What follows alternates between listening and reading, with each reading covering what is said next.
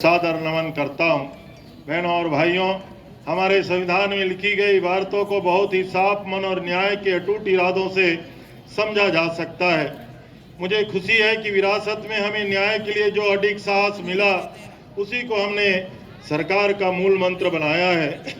सबसे कमजोर तबकों को सबसे पहले और सबसे ज्यादा तवज्जो देकर न्याय दिलाना हमने अपना प्रथम कर्तव्य माना है, जिसके कारण हम बिना किसी संशय के विगत 4 वर्षों से छत्तीसगढ़ महातारी की सेवा पूरी लगन से कर रहे हैं। मेरा मानना है कि जनता को अधिकार और न्याय दिलाने के लिए शासन प्रशासन की पूरी पारदर्शिता, संवेदनशीलता, नाकाम परिपाटियों में बदलाव में साहस के साथ काम करना पड़ता है।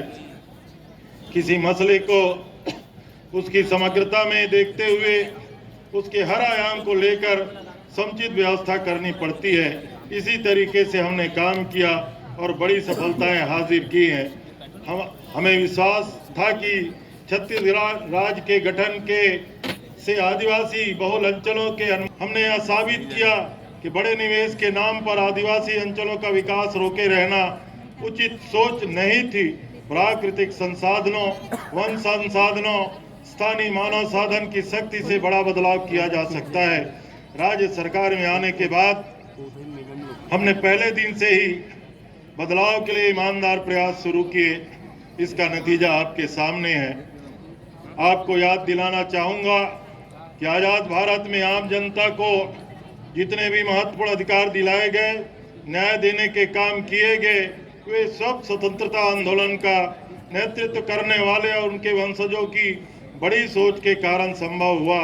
वन अधिकार अधिनियम में भी ऐसा कानून है जो हमारे नेताओं ने देश में लागू किया था।